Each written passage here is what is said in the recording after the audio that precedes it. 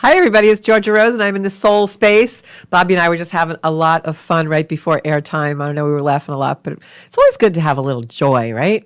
So I hope all of you had a fabulous holiday weekend, whatever you celebrate, or if you just went and did some gardening, just get a little joy in your life, right?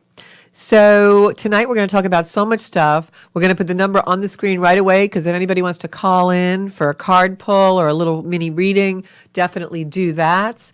I am going to talk about a bunch of stuff tonight. As usual, I am probably going to start off with a little astrology. But first of all, I would like to introduce myself.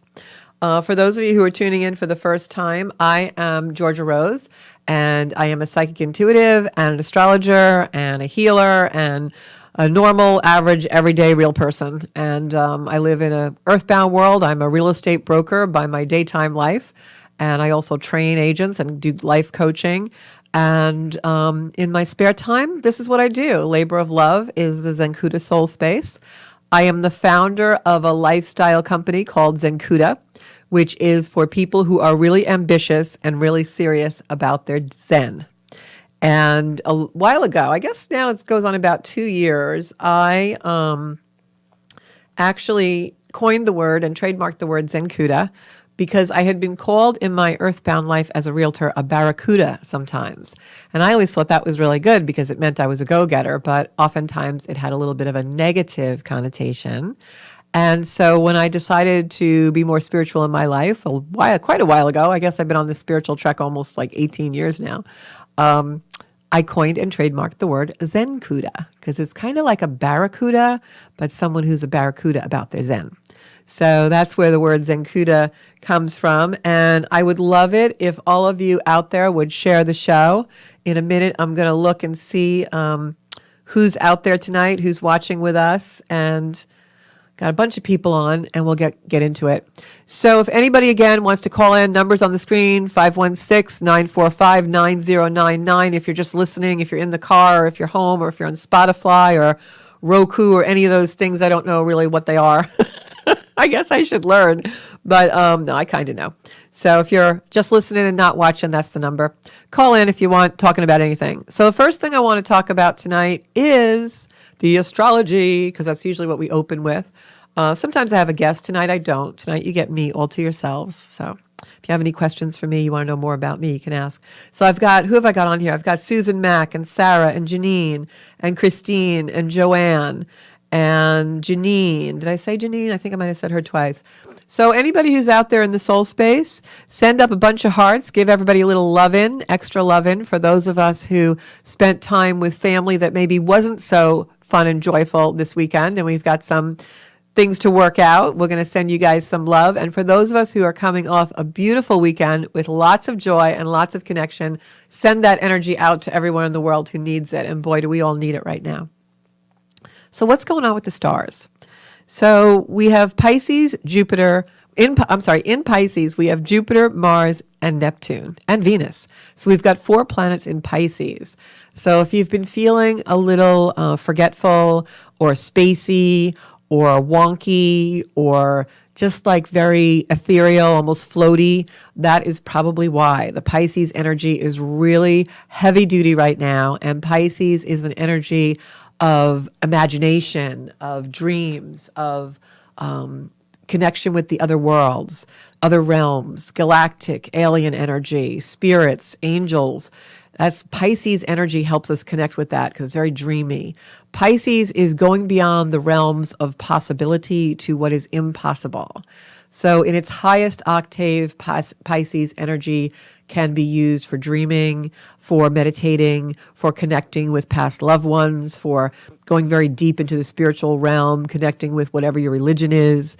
In the lower energies, Pisces can be addiction, wanting to have escapism in your life, whether that's, games or, maybe TV, binge watching things. It could be overindulgence. So those are the Pisces themes.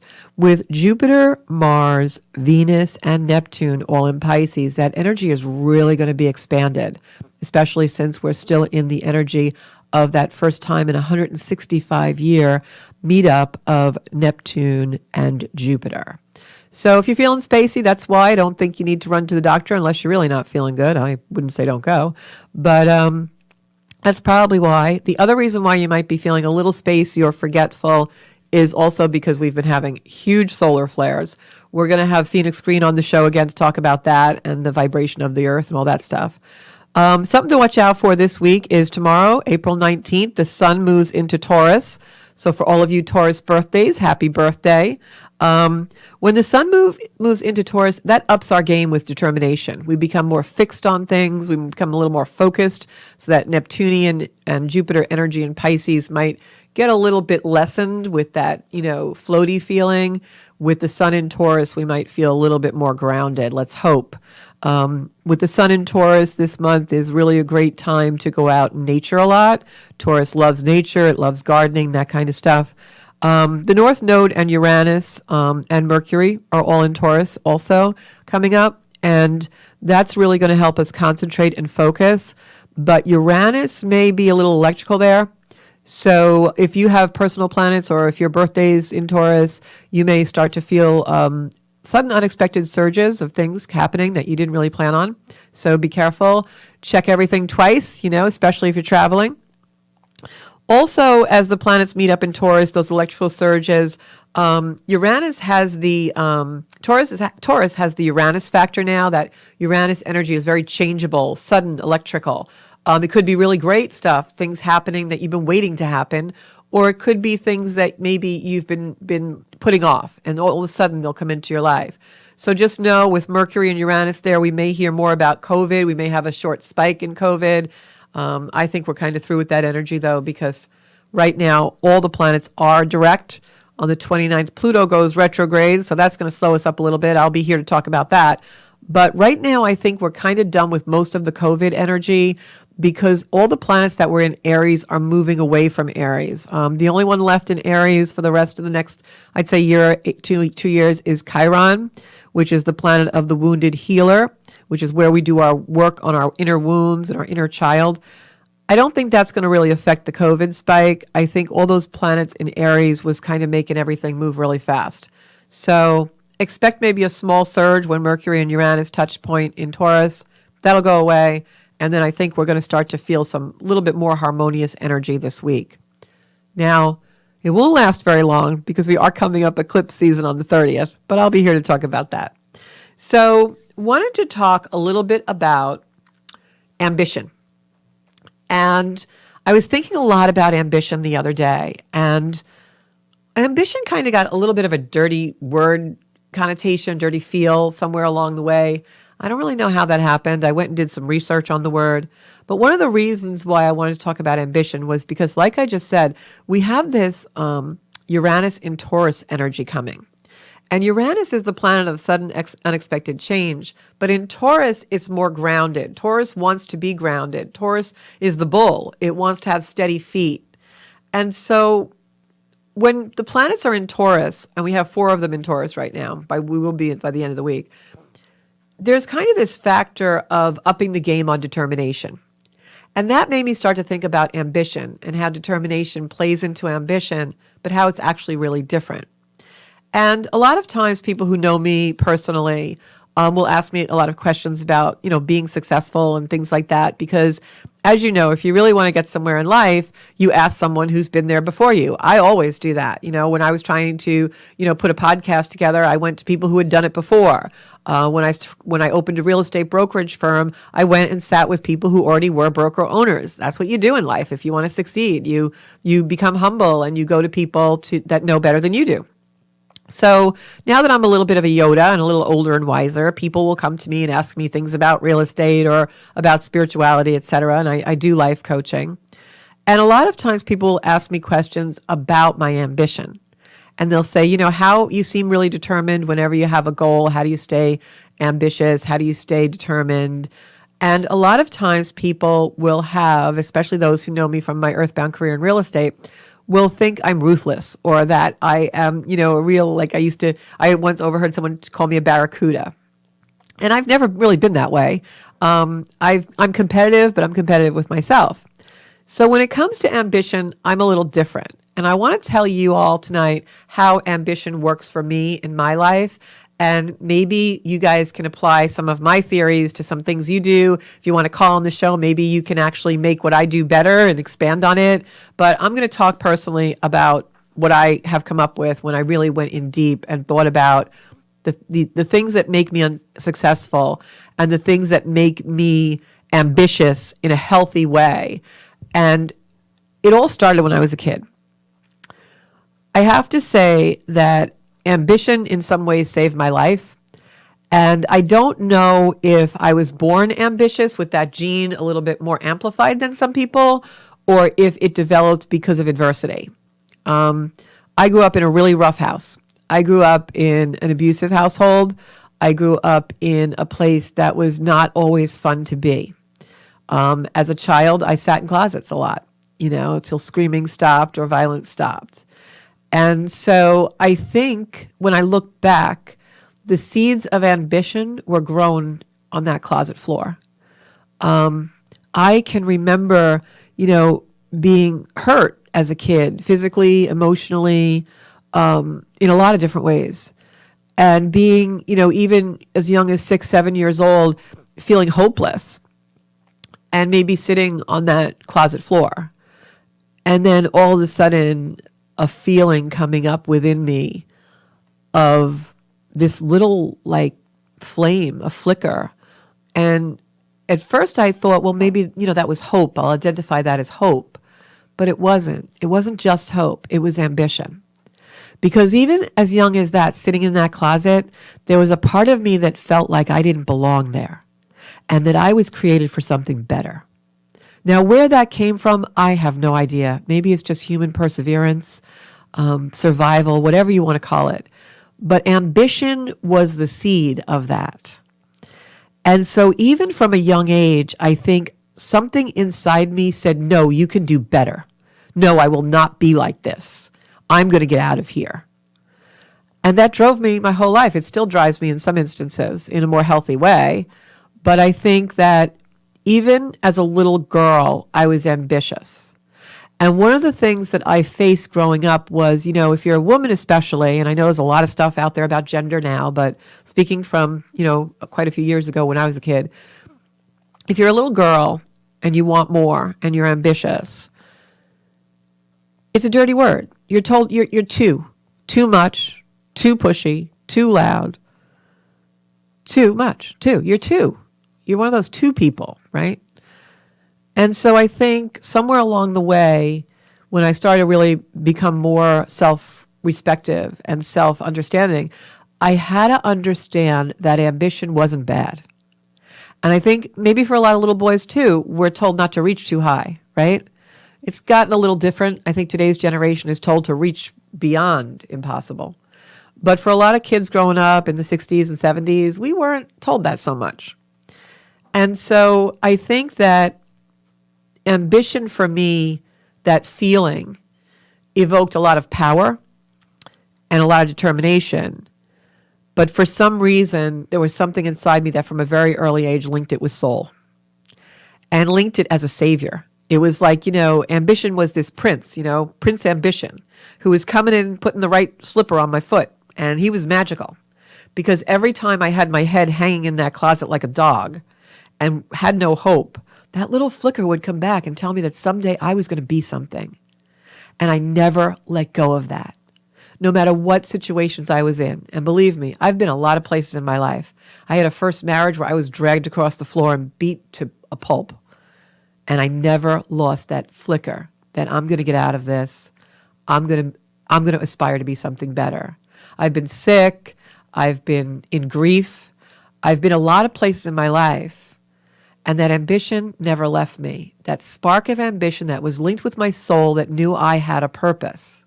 And you see, that's the difference between being ambitious and just wanting something and being hungry, and being ambitious and knowing what you want to eat. And for me, from a young age, I knew what I wanted to eat. And I wanted to be respectable. I wanted to be cared for. I wanted to help other people so that nobody else was ever sitting in the bottom of a closet. Even at 6 or 7 years old, that's how I felt. And that was ambition. That was really ambitious of me to want to be like that, right? So when we're thinking about ambition, what I would say is link it with your soul purpose. That's what ambition is. Just like I made the analogy of Prince Ambition and putting that glass slipper on my foot and saving me like a fairy tale. Well, that Prince Ambition has been with me, I think, since birth. And he's never been dissolved. He's never been disavowed of his journey, of his trek, of his mission. And at the worst times in my life, he's flickered alive. And at the best times in my life, he's been there to keep me warm in some really amazing places. I've accomplished some amazing things in my life that if I told you all about them would sound like I was bragging. But I only got there through, basically blood, sweat, and tears. I had very little support in my life. And, most of the people who did start to support me never really stayed very long.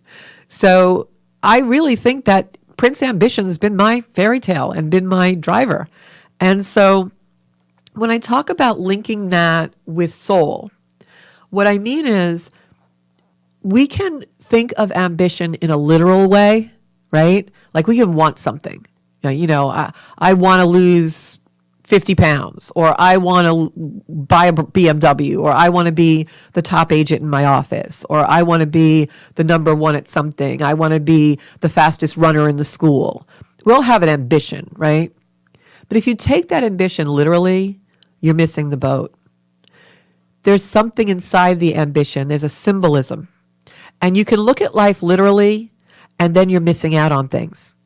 It's when you look at life symbolically, and those symbols are linked to something within you that means something. That's when you're living a symbolic life, and you're understanding what things mean. I think the mistake a lot of people make when they can't make their goal is because they're looking at it literally, and they're not attaching the feeling, the emotion, the symbolism to it. And ambition is an emotion. Ambition is an emotion that you've got to attach to some kind of symbolism so that it means something to you. When I started my real estate career, I was determined to be a top agent. And eventually I made it to the top 1% in the nation in my company. Huge feat. But when I took on that real estate training and I started to do it, I did it for an aunt of mine who had passed away, who was a dreamer. She was a beautiful lady. She was like a second mom to me. She lived with us growing up. She oftentimes was a protection for me in a very noisy, sometimes violent house. And when she died, I was actually in my real estate classes. And she was a person that all her life suffered from great anxiety. And she would have these beautiful dreams of things she'd want to do, places she'd want to travel, but she would never be able to do it. She could never complete or finish anything that she strove for. And when she passed away during my decision to get a real estate license, I decided to devote my career to her. And so my ambition became anchored in a symbolism. And it lit a fire in me that no one was ever going to put out because I did it for Auntie. I was going to complete something in my life in honor of her life because she never got to complete what she wanted. And so that's what ambition's meant to be. It's meant to be part of our soul space. It's meant to be linked with some beautiful symbolism that means something to that goes back to the minute we were ignited at birth and is something that we want to do. And so it could be a small thing, it could be a big thing, it could be a grand gesture or just a small thing that only means something to you. But I think ambition is really important for us to have, and I think it's really important for us to keep in our life. And when we think about that idea of living literally or living symbolically, I think we should apply it to everything. Because it's my belief that everything in the world is light, right? We are light. Everything is light. So if you think about things in their symbolism, now it becomes something as simple as, you're looking at birds out in the yard, and all of a sudden those birds become light, and you can go within them. You can be part of them because you are light too. And so now that feeling of ambition becomes, I want to experience more things. I want to experience a deeper level. And we start to live a really beautiful symbolic life, not that literal life that is empty and has us chasing our tails and has us running around in circles, right? And when we do that, think about it, we're moved. Life moves us then when we attach it to symbolism. And when we attach our ambition to our soul space and the symbolism that lives there, that sometimes only we know about. When we do that, Now everything moves us. It's not just literal. It's not just a tree. It's not just a car that gets us to and from someplace. It means something. We've worked hard for this. It's meaningful. That tree is beautiful. I've never seen it so green. Now it becomes different. And if you think about it and put it in simple terms, we walk around banging our heads against literal things. How many times a day do you hear people say, literally, da, da, da. We're obsessed with literal. The world is not a literal place. It wasn't meant to be lived in a literal way. And so when we go into a soul space, we have to remember that and remember the emotion. The emotions are our power, and the symbolism within those emotions are our ambition. And if you think about it in a really simply put way, when we watch a sunrise or a sunset, it moves us, right? Because we see symbolism in it. It's not literal. It's not like, oh, the sun's setting.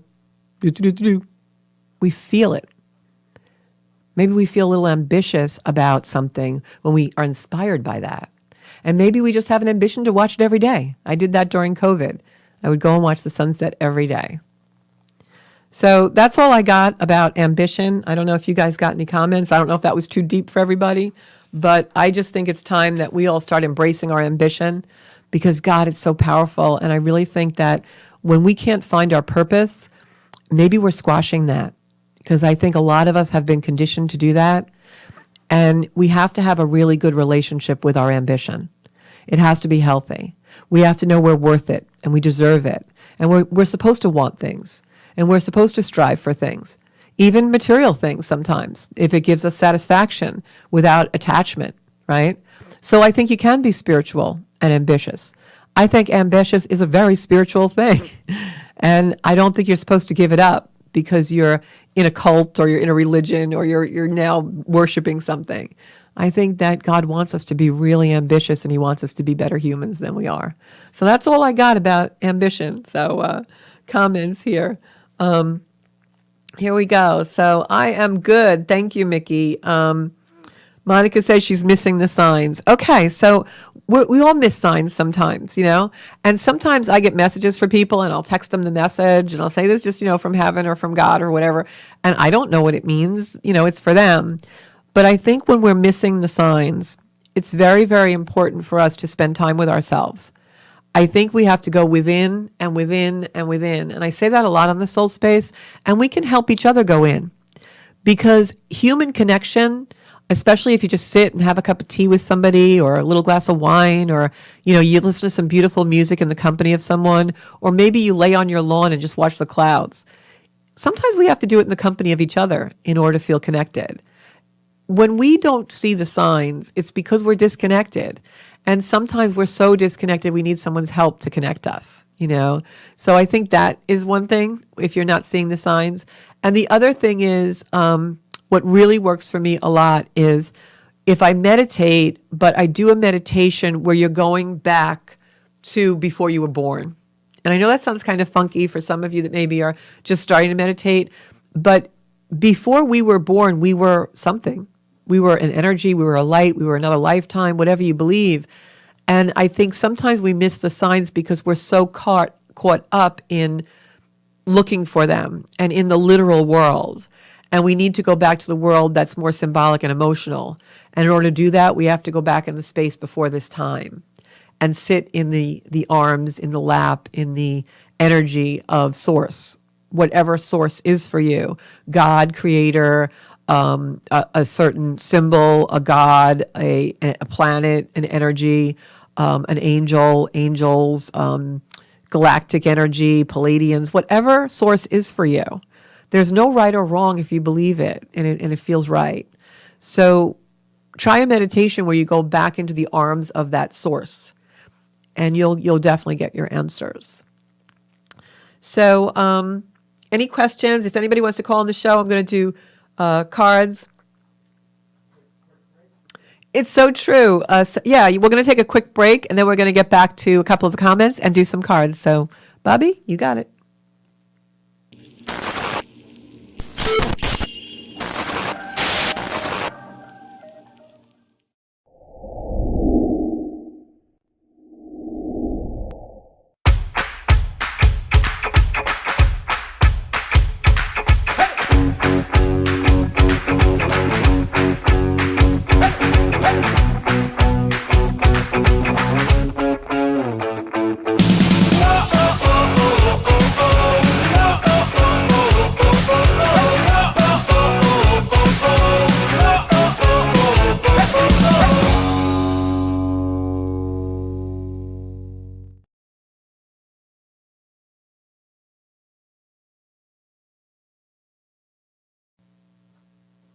Hey, we're back. So I wanted to just say, Sarah was just commenting about how she's probably kind of, ignored or squashed her ambition.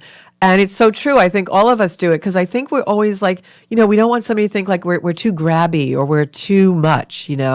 And I was talking to somebody the other day when I was preparing for this show, and it was really cool because sometimes when you talk to people, things come out that you're not really aware of. And I realized how much I've changed over the years, even in my, what I call my earthbound career at real estate, where I used to always want to be in the front of the room.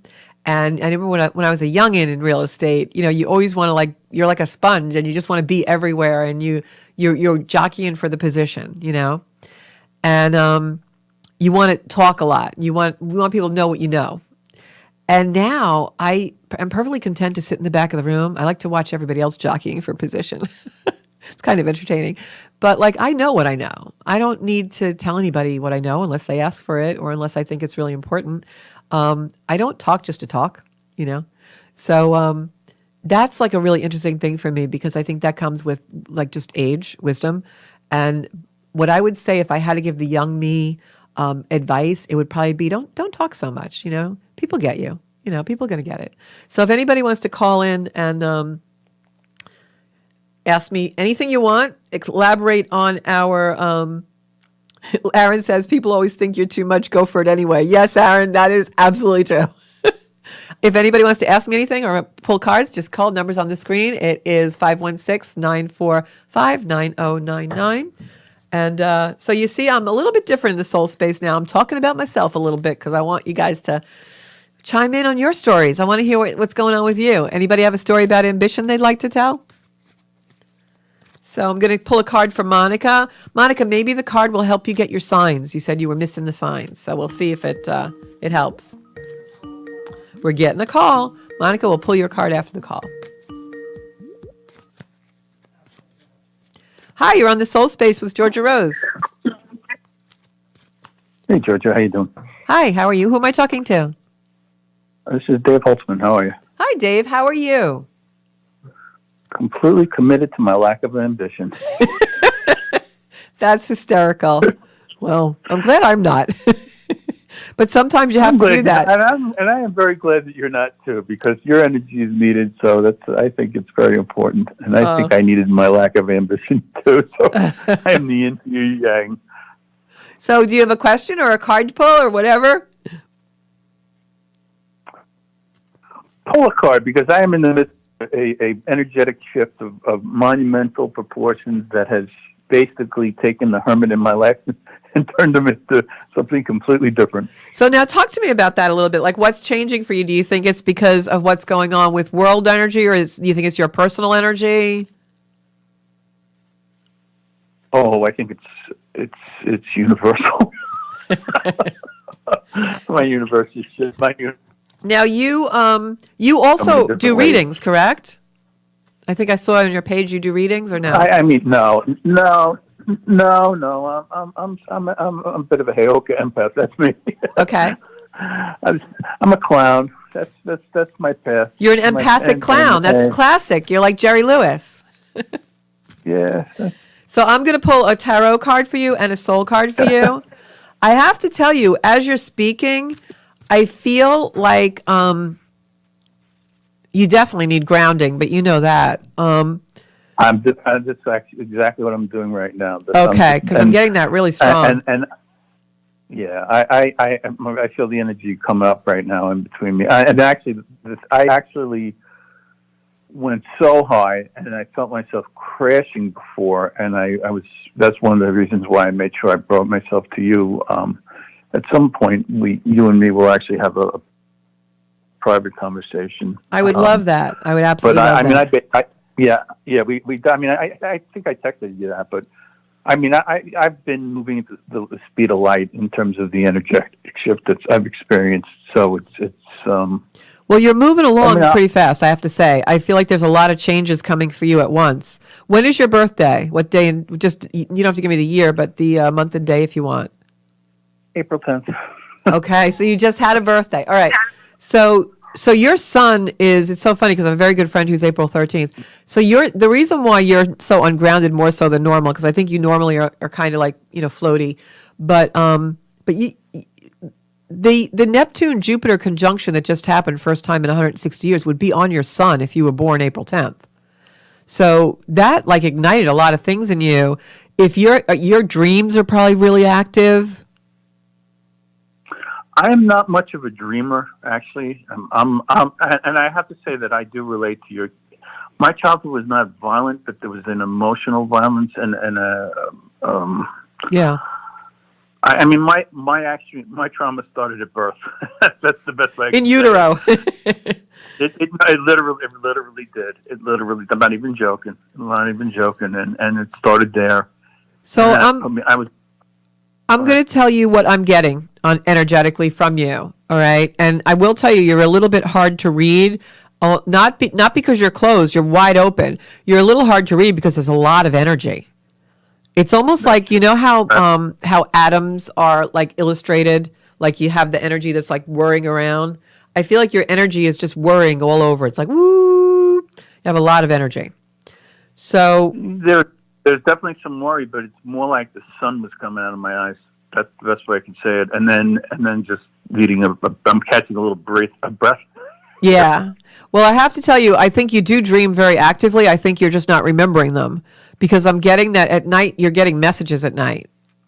Oh, nonstop. But I'm not dreaming. I'm like maybe I'm lucid dreaming if you want to put it that way. Yeah. I'm so connected to I've never been this connected to my higher power. You will be with that conjunction of Neptune, Jupiter happening on your sun, right by your sun.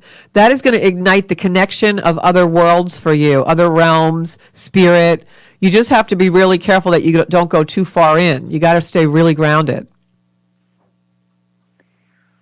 Tell me about it. So I'm going to tell you the energy that I'm getting from the cards. So there's a lot of opportunity that's going to start coming up for you, but you've got to focus. And I feel like your focus is way off. So you have to find something that definitely grounds you, whether it's a ritual or a routine every day, whatever that would be for you. A lot of times when I read someone's chart astrologically, I'll see what element they're lacking. Like if you have no air in your chart, or if you have no, earth in your chart, I'll say if someone with no earth in their chart, I would say, go for walks in the woods. Someone with no water in their chart, I'd say go by the water. So I think there's something that you have to find that is comfortable for you, something that really grounds you. What kind of music are you listening to lately? Because something's coming in with the music is like all over the place. Well, first of all, my drum will be arriving probably Thursday or Friday. There you go. I'm going to the guy that's making it. I'm going to spend the day with him. That's going to ground you a lot. The drumming's going to help a lot. I know that. Although I have to say, I went to a drum. The guy who's making my drum lent me his drum, and I went to a full moon, and it's just the anxiety that just came into me because I wasn't. Not only wasn't I grounded, I just was the anxiety. I guess I was anxious. Yeah. Yeah. Well, that's the thing with the Jupiter-Neptune concentration on your sun. It's going to also make you jittery because a lot of times, think about it, it feels good sometimes to float, right? And feel like ethereal almost. But then if it starts to become really intense, you get a little scared because it's like you're floating away. So no, there's no fear here. There's a surrender here. That's what's going on. I mean, for me, that's good. The thing that I can tell you that I'm experiencing is an awakening on a very, very powerful level. That's for sure. And I'm totally content and happy to let that come into me. And that's what the cards are showing. The soul cards that I picked are showing that, definitely. Yeah, it's always been there. I've always had a spiritual path and a kind heart. But now you're allowing it to really come in. Now what I'm doing is I'm allowing myself to let others come into me. That's the best way I can put it. Well, it's interesting that you say that because one of the cards that I got was the way the card configured that I threw them on the table actually shows you moving away from taking on other people's burdens.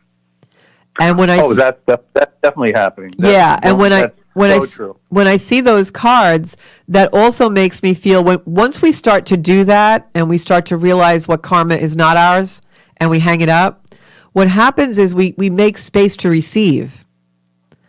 And people that take on a lot of burdens in other people, they don't allow themselves to receive. And I think a big part of the awakening that you are going through now is allowing, like you're saying, exactly that, to allow yourself to receive from others and be in that space of reception.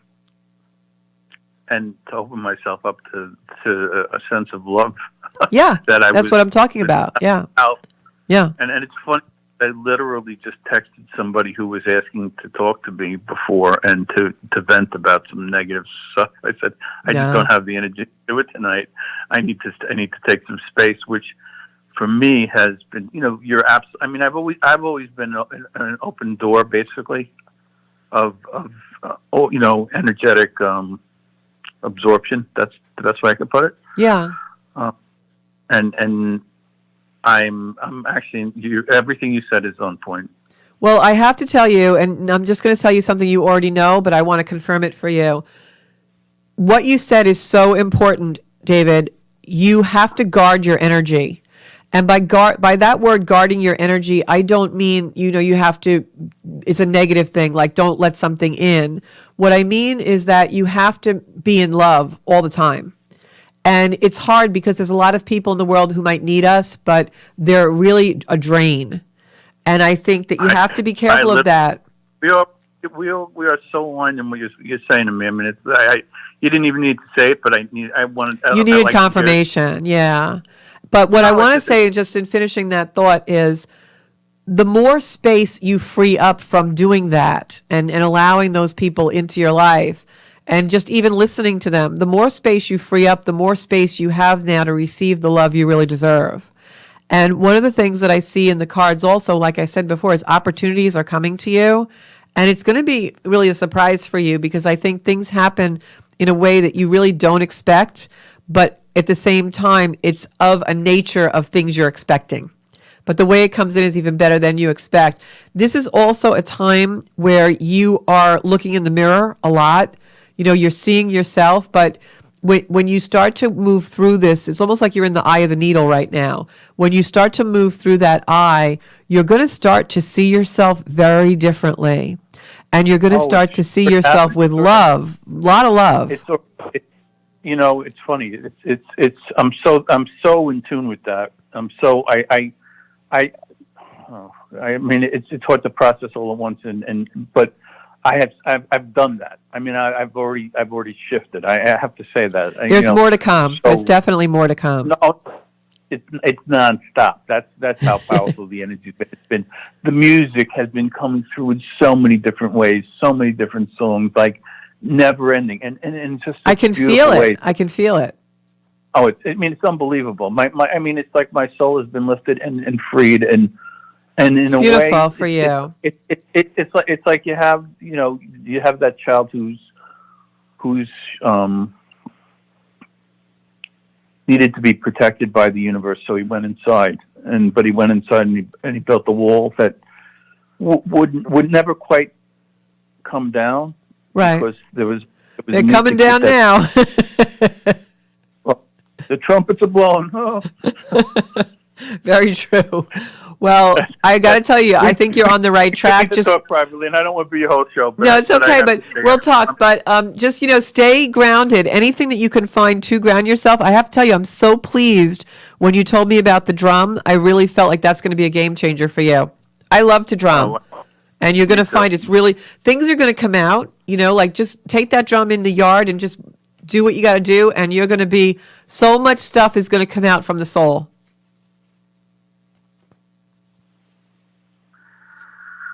I'm not sure I can take any more love.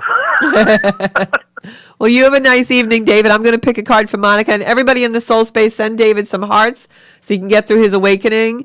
And how beautiful is that? Send us some love too, David. Thank you. You got it. So I'm going to pick a card for Monica because she had asked before, and I know she sounds like she's having a little hard time finding her signs. And the signs are out there, sweetie. They're out there. I feel like you got to look up more. Look up. For some reason, I just saw a bunch of clouds in my head. So I'm going to ask you to do that. Yeah, look up. You are walking away from some choices right now, Monica. You know, Monica, you've got like the old leaving you, like the death of the old in with the new kind of a feeling here. Just be really careful that you don't get too negative because that's going to really steal your joy. So stay positive. I know you always are, but I want you to stay positive because you've got some things coming in. You just got to keep looking up to see them. Yeah. Archangel Gabriel is coming in for you, Monica. So I would definitely say some prayers to Gabriel. You know, he's the one of clear messages. So when he comes in, for him to come in that spread is really important because he's telling me that he has messages for you. So just, you know, try and be quiet, try and be serene. All right. Let me see who else is coming in. I got to go to my comments here. Whoops. Just closed my screen. Okay. Hi, Jackie. Hi, Anne. Anne said she just learned Reiki. Yes. Reiki, Reiki. It means love. I am a Reiki master teacher. And Reiki is a healing energy. It's love. It is working with and being trained and attuned to. Reiki masters are attuned to the vibration and the frequency of universal love so that we actually can heal when we lay our hands on someone. I work with a lot of cancer groups and I do healing every month for Babylon Breast Cancer Coalition for what I call my pink ladies. If you are learning about Reiki or you want to learn Reiki, what I would suggest is get Reiki. Go for a couple of sessions with a Reiki master. I do Reiki sessions privately. There's also a very, very good friend of mine who specializes in Reiki work, Kim Shiano at Serenity Within Wellness. You can find her on Facebook. Plug for you, Kimby. Love you, Kim. But go get some Reiki if you're learning about it and you're curious because you're going to find it's beautiful. I actually, the first time I ever had Reiki, this is back, probably 15 years ago, I had an extremely profound experience and it opened me to a certain point. And I was, going through some Reiki sessions. And then what happened with me was my hands hurt and I didn't know why my hands hurt. And then I was like, oh, well, maybe it's because I have carpal tunnel or something. And so my hands kept bothering me. And then all of a sudden, I decided to become a Reiki master and I went for my level 1 and my Reiki master, Catherine Barley at the time, attuned me and my hands didn't hurt after that session. And it was because the energy was there and my hands wanted to heal. They wanted to go through that frequency and I was not doing it. And so they were hurting me. So pretty cool stuff. But definitely do that. So Monica, you got your card. Hey, Denise, how are you? I'm going to give a card for Denise Amore. I know she hasn't been on here in a while. I'm here every Monday at 7 o'clock. We're going to have some guests on. I know I have to reschedule John Vasallo. I'm going to have Phoenix Green on again. We're going to have a lot of people on. Last week we had Laura Kobus with her horse meditations and her horse spiritual events. Beautiful. We're going to be doing more of that. And let's see, I got about 8 minutes left on my show. So let me pull a card for Denise. And if anybody wants to call in, I got like 8 minutes left. I can talk to you. Number is probably on the screen. Got King of Swords for you, Denise. I know it looks funny on screen when I start pulling out of the middle of the deck, but that's because I do it sensory, whatever spirit tells me. This is your card. So I don't know who the King of Swords is for you, but that would be a woman in your life, Denise, who is very determined, a business kind of a person, someone who's very grounded. I'm sorry, it's the King of Swords. It would be a male in your life. I couldn't see because the microphone was in the way.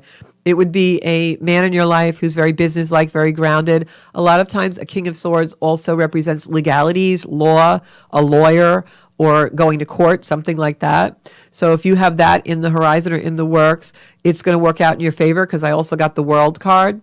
And the World card is usually a favorable card. It shows that the world is balanced for you and that you have some good things coming through in your life. So take that with you, Denise. And if there is anything that's legal or law coming up for you, if you want to give us confirmation that that's the way. Everybody send some positive energy out to Monica. I think she needs it. I don't know why. I just feel like that. And just reading the comments, guys. Okay, so we got a lot of people on tonight. So if you guys have anything that you want to see me do in the soul space, let's get it going. Send me a PM or a DM or whatever you want to call it, and we'll get you on there. So I'm going to pick a few cards right now, actually, from my very good friend. Let's see. I'm just going to randomly pick someone who's on here. I'm going to pick a card for... I'm going to pick a card for Aaron, because Aaron and I, we talk sometimes on Messenger, and he lives in Texas. And this week we both did the same exact thing. We got mad at a client because we thought they stood us up and we had the wrong time. And I said to him, boy, if that isn't Jupiter, Neptune coming in to screw with us. It was so funny. But going to pick a couple of cards for Aaron. I don't know if he's still on. Aaron, I got the Sun card, which is health. And I feel like you're not sleeping. I've got the Sleepless Night card here. And I'm going to move him over so you guys can see. I moved him over, Bobby, for the camera. Okay. So I got the Sun card. I pulled this one first, Aaron. And the Sun usually means you're not always taking good care of your health, but it also means a literal baby. So it could be that someone in your family is actually going to be having a baby, possibly. When I interpret the Sun card in this reading next to the card that I got, which is the Nine of Swords, which is sleepless nights, losing sleep, worrying about something, this means to me that maybe you're not taking care of yourself as well as you should be. So if you're worrying about something and it's causing you anxiety or agita, don't be doing that. You got to take care of yourself. And then this card that came up for me, the Nine of Pentacles, is a card of a mom energy, a mother type energy, an energy that is really beautiful, nurturing, very loving. So I don't know if you're worried maybe about something with your mom or something with a mom-like figure in your life, but I feel like that's kind of, you're ruminating about that. I am going to pick one card to confirm that reading and see where that's going for you.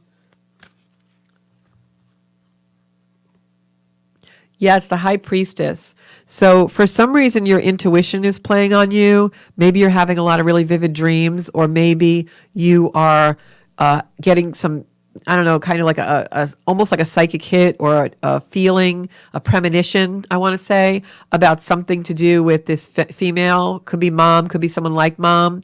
But I feel like you're very worried about a situation that's very important to her. And the High Priestess could be you. It's really almost like someone who's very psychically evolved, who is listening to their intuition, etc., things like that. I do have the Ace of Cups for you, which is new beginnings, but I feel like you're blocking it with worry. So my advice to you would be try and do something calming, maybe a calming ritual before bed so that you don't dream so vividly. And less worry, more action, because there's an opportunity coming in for you, something new, something, and cups is usually romantic or benevolent, very, very feely, like a sensitive issue that is new for you, but it's good. It's not like, in other words, it's not like money or anything like that. It's definitely something to do with some more humanistic. So lose the worry, ground yourself. Mom's going to be okay if it is mom. You've got to start really listening to your intuition. If you've ever thought about studying tarot and cards, do it, because now is a great time for you to be able to really zone in on that. Okay? And that was for Aaron. So that's almost our show tonight. In closing, I want to ask all of you, if you like this show and you want to share it before we leave tonight, it'll stay on your page for a little while. If you want to watch a replay, you can do that on YouTube, either on Strong Island Television or on Zencuda, Zencuda. That's our community. You can find me on Instagram at Zencuda Official. You can find me on Facebook at Zencuda by Georgia Rose. I do astrology charts. I do psychic readings. I do medium readings if you want to get in touch with a past loved one. I do cards. You can go on my website, zencuda.com, and book a reading with me. Right now, I'm booking out for May. So tonight, special treat, you get me 2 times on Strong Island.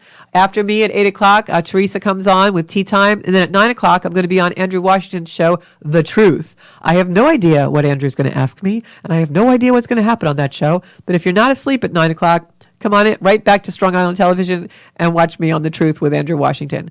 Thanks so much, everybody. It was a blast being with you tonight. I'll see you next Monday. And do subscribe to my YouTube channel and my Facebook page, because I put videos up randomly during the week on those channels. Thanks so much. Bye-bye.